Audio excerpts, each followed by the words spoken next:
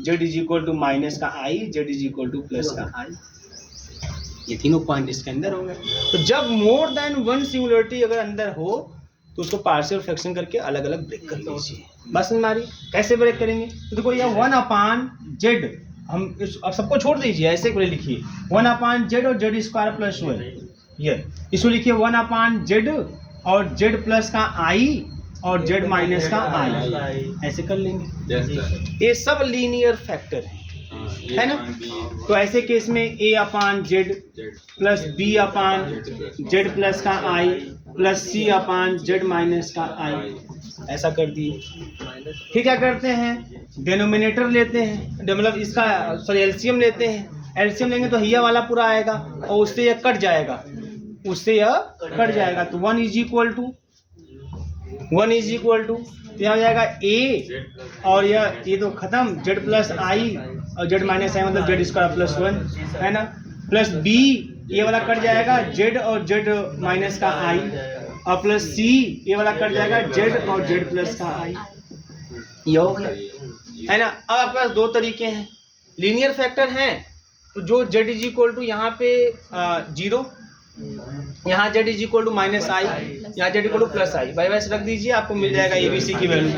या तो आप सबको गुणा कर लो और z के पावर के कोफिशिएंटों को इक्वेट कर दो, इक्वेशन बना लो, सॉल्व करके ABC का मान निकालो। बस समझ आ रही है। तो लीनियर फैक्टर में तो सबसे आसान यही तरीका होता है, आप z इक्वल टू 0 पुट कर दो, है ना। तो पुट z इज पहले के लिए put z is equal to 0, ये ऐसा कुछ है बेटा ना, ऐसा है ना। z इक्वल 0 पुट कर दोगे, हाई z इक्वल 0 है ना, तो यहाँ खाली a बचेगा, हाई साफ, तो you get a is equal to 1। Clear है ना। फिर पुट कर दो आप z इज इक्वल टू, अब इसके लिए करो तो माइनस का i पुट कर दो। जैसे z is equal to minus का i पुट करोगे, z is equal to minus का i, यह साफ हो जाएगा, है ना, यह साफ हो जाएगा। और यहाँ देखो तो 1 इज इक्वल टू a और z इक्वल टू माइनस का i, तो i स्क्वायर माइनस 1 और प्लस 1, ये भी साफ है ना। यहाँ जाओ z is equal to minus का i, तो माइनस का 2i, तो 2i स्क्वायर मतलब माइनस का 2, ये नहीं मिल जाएगा, देख लेना।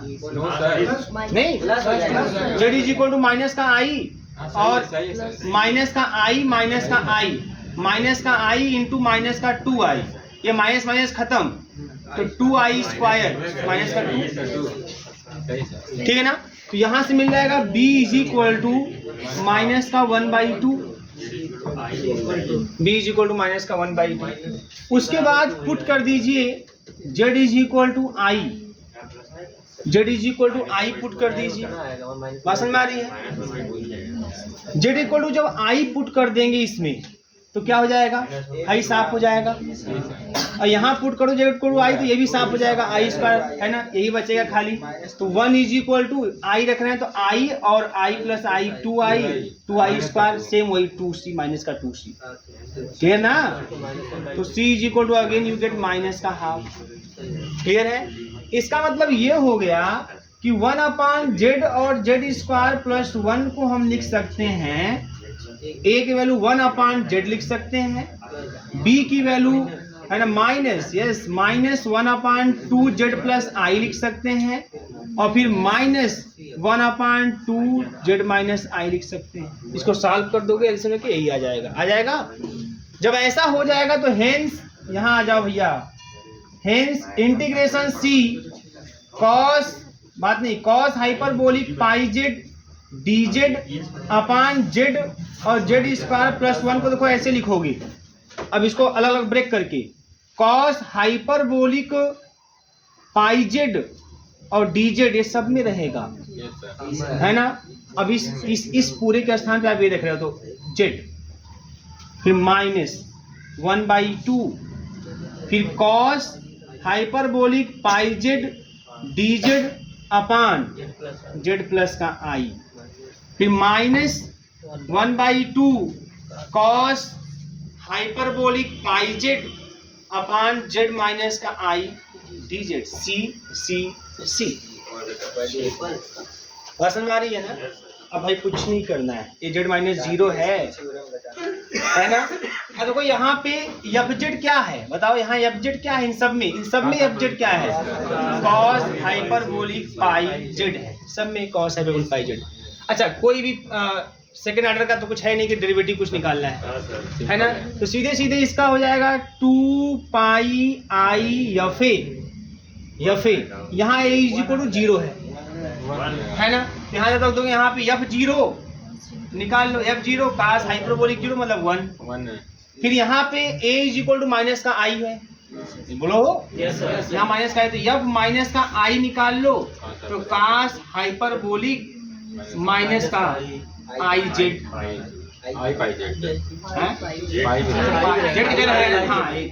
माइनस का पाई आई, यही ना। अब यहाँ पे आराम से लिख सकते हैं इसको क्या, उससे क्या मिलेगा, कुछ मिलेगा मास्टर, हाँ मिल जाएगा। तो भाई चीज आप जानते हो कास हाइपरबोलिक x जो होता है वो e to the power x plus e to the power minus x by 2 होता है, इसमें देंगे e to the power x मतलब माइनस का पाई आई, यही ना, और plus e to the power minus x मतलब प्लस का पाई आई बाई 2। अब e to the power minus pi i की वैल्यू तो कास पाई अब माइनस का आई साइन पाई, कास पाई का 0 होता है, कितना होता है -1 होता है, -1 और साइन पाई का 0 तो -1 आ जाएगा, यहाँ आ जाएगा इसका -1 है ना, और e टू दी पावर इसका आपका -1 बाई 2 मतलब माइनस का 1 आ जाएगा है ना। अब इसी तरीके से आप निकाल लोगे किसकी वैल्यू, एफ प्लस आई की वैल्यू भी निकाल लोगे है ना, तो यह उसी तरीके से मिल जाएगा कॉस हाइपरबोलिक पाई आई, तो यह हो जाएगा आपको उसी तरह से e to the power pi i और plus e to the power minus का पाई आई, वही मिल जाएगा बाई 2, सेम उसी तरह से -1 मिल जाएगा सबका वैल्यू। तो 2 पाई आई एफ ए, तो इसके लिए एफ ए हमारा एफ 0 मतलब 1 आ गया, माइनस का 1 बाई 2, फिर 2 पाई आई एफ ए, इसके लिए -1, फिर माइनस का 1 by 2 into 2 pi I F A है ना, तो 2 पाई आई एफ ए मतलब माइनस का 1, तो यहाँ से आपको मिल जाएगा 2 पाई आई और यह माइनस माइनस प्लस 2 से 2 कैंसिल, प्लस का पाई आई माइनस माइनस प्लस 2 से 2 कैंसिल, प्लस का पाई आई मतलब 4 पाई आई आंसर, ठीक है ना भैया। कौन सा था क्वेश्चन बताओ बेटा, तू लिख लो, बता दें, हाँ हम जान गए, सब बता देना पड़ेगा। 4 C e to the power A Z V Z Z minus का पाई आई और सी जेड माइनस का 2 जेड प्लस का 2 इज इक्वल टू 6। पहले ये क्वेश्चन भी देख लीजिए, लोग 5वां भी नोट कर लेते हैं। नहीं हम ये भी करेंगे, सब 4 ठो हम के 5वां आप लोग कैसे करेंगे, यही हाल हो गया। पहले है ना जब हम लोग छोटे थे, अब तो ऐसा नहीं होता है ना, जो हम लोग के दादी दादा लोग ये सब होते थे, बहुत पुराने लोग है ना, अब तो दादा दादी लोग भी अब काफ़ी टैलेंटेड हैं लोग है ना, पहले वाले भी टैलेंटेड होते थे लेकिन है ना उनका फील्ड दूसरा था, आपका फील्ड दूसरा है, तो उसमें कहानियाँ वानियाँ बहुत सुनाते थे है ना, कहानियाँ वानियाँ बहुत राजा रानी तमाम कहानियाँ सुनाते थे। तो उसमें से क्या होता था कि नहीं वो इतना दिन तक सेवा किया और जब उसका फल मिलने को हुआ तो लास्ट में कोई दूसरा सेवा कर दिया एक दिन लास्ट में है ना, कुछ ऐसा कहानी मतलब तमाम मुझे याद है, कहानी सुनाऊंगा नहीं आप लोगों को, ऐसी ऐसी कहानियाँ दादी लोग हमारी सुनाती थी है ना एकदम। जैसे ये होता था कि जैसे कि एक कहानी सुना रही थी कि उसमें राजा को कांटा धंसा हुआ था पूरा एकदम पूरे शरीर में एकदम, तो एक जो उनकी रानी थी वो उनकी सेवा कर रही थी और कांटा धीरे धीरे निकालते जा रही थी, हाँ महीना भर 2 महीना निकाली और आँख वाला कांटा भी नहीं निकला हुआ था, तब तक कोई आया दूसरा, कोई कुछ बेचने उचने वाली कोई औरत कुछ ऐसा आई है ना, सुने होंगे आप लोग, वो आई तो वो आँख का कांटा निकाल दी, तो राजा देखे उसी को तो बोली मैं ही रानी हूँ है ना, वही उसी को देखे तो राजा को लगा कि नहीं यही पूरा निकाली है, यही पूरा सेवा की है ना, वही हाल। अभी हाल में ही आप लोग महाभारत देखते हैं तो उसमें भी तो यही हाल होता है ना, दुर्योधन आके पहले ही से आया रहता है, बैठ जाता है एकदम सिरहाने की तरफ, उधर बैठ जाता है, और अर्जुन आते हैं, बाद में आते हैं, पैर की तरफ बैठ जाते हैं, आँख खुलता है सीधे पैर की तरफ दिख जाते हैं वो, है ना। तो कृष्ण कहते हैं कि नहीं पहले यही आए हैं। तो कहने मतलब ये चीज़ होता है कि जब लास्ट में जब आपकी निगाह पड़े तो कौन आया उसके सामने, है ना, ये चीज़। हाँ, तभी नहीं कि अभी कोई अचानक आ जाए तो पूछे कि कौन सा सवाल लग रहा है, कहें पांचवा, कहें कौन लगा रहा है, कहें सर हम लोग तो लगा रहे हैं, सर तो बैठे हैं ऐसे ही। तो उनको लगा कि लगता है इस बच्चों से लगवा रहे हैं पूरा सवाल, उनको क्या पता कि 4 सवाल पूरा यही लगाए हैं, 5वां खरीद लिए। अब देखो सोल्यूशन, चौथे वाले का सोल्यूशन देखो यहाँ पे, तो बहुत आसान है। आप इसको चाहो तो इसको भी आप सॉल्व कर सकते हो पूरा पूरा, x + i y करके, है ना, माइनस का 2, फिर x + i y करके प्लस का 2, फिर रूट में लेकर, है ना, आप पहले एक को पूरा ट्रांसफर कर देना, एक पूरा ट्रांसफर रूट कर रहे हो जब यहाँ पे, तो रूट करने के बाद इसको ट्रांसफर कर देना, 2 बार आपको स्क्वायर करना होगा, है ना, 2 बार स्क्वायर करने से अभी ऐसा कुछ होता है ना, रूट में x + रूट में y ऐसा कुछ होता है, = 2 ऐसा कुछ करके, है ना, तो ऐसा करते हैं √x = 2 - √y, फिर स्क्वायर करते हैं, तो स्क्वायर करेंगे तो यहाँ 2a भी ग्रुप में फिर रूट आएगा, तो उसको एक साइड छोड़ के, है ना, ऐसा करके फिर स्क्वायर करते हैं, खत्म। वही कहानी जब इसमें भी करेंगे पूरा पूरा, तो पूरा पूरा इलिप्स आता हुआ दिखाई देगा। अब कुछ आए क्या फर्क पड़ता है हम लोगों से, हमको खाली पता करना है कि इनसाइड की आउटसाइड, है ना। अब हम लोग बहुत तेज हैं उसके पता करने के बारे में। यहाँ z = πi, क्लियर, यही ना, z = πi, यही है। अब πi रख दो यहीं पे भैया, इस वाले रख दो, mod z - का 2 और mod z + का 2, तो जाएगा कितना, mod πi - का 2 प्लस mod πi प्लस का 2, क्लियर है ना। यहाँ पे तो यहाँ क्या मिल जाएगा बताइए, यहाँ पे तो ले लेते हैं 2 - का πi हो गया और 2 + का πi हो गया, ठीक है ना जी सर।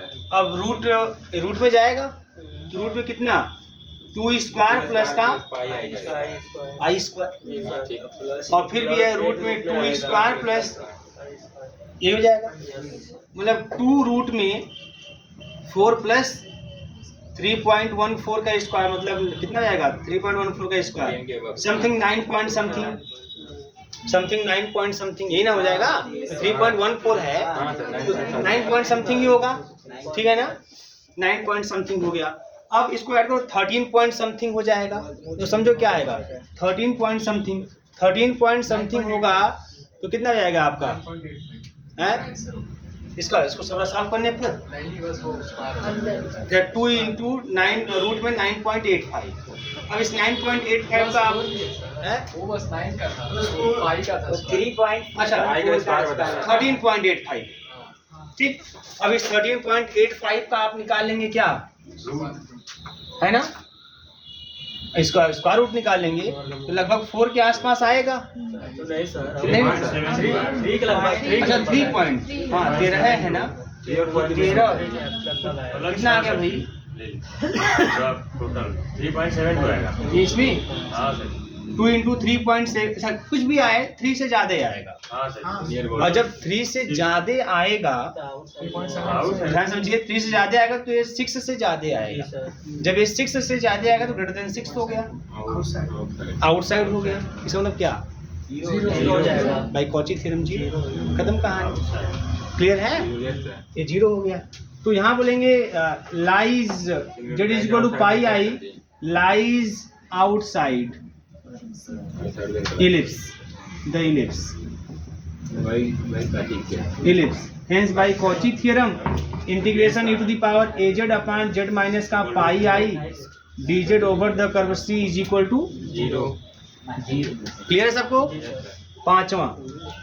पांचवें में देखिए भैया, z = 2, अब ये कहानी समझेगा, z = 2 है ना, लाइज इनसाइड, भाई 2 3 से कम ना होता है, तो लाइज इनसाइड, अब लाइज इनसाइड हो गया। अब यहाँ fz की वैल्यू कितनी, पांचवें वाले में fz की वैल्यू 1 है, पांचवें वाले में fz की वैल्यू कितनी, कुछ नहीं तो 1 है ना, माना जाएगा 1 × dz, fz की वैल्यू 1 है, तो इंटीग्रेशन c dz / z - का 2, ये हो जाएगा 2 πi f एफ ए, तो बताओ एफ ए क्या होगा? तो ए की वैल्यू कितना है? ए की वैल्यू यहाँ पे 2 है ना?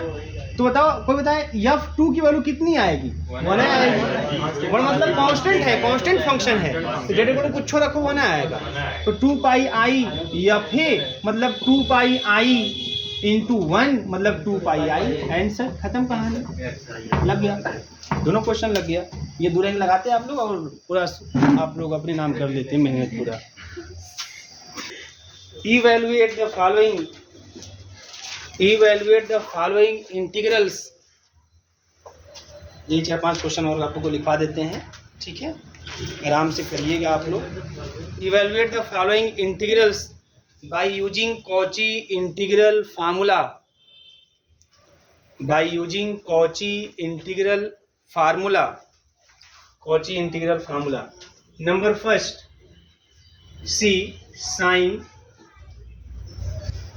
पाई जेड स्क्वायर प्लस का cos pi z square upon z minus 1 z minus का 2 डी जेड, जहाँ पे सी कोई कर्व है, सर्कल है, mod Z is equal to 3। दूसरा सेकेंड क्वेश्चन है इंटीग्रेशन सी जेड माइनस का 1 D Z upon Z plus 1 का होल स्क्वायर जेड माइनस का 2, जहाँ पे सी इज द सर्किल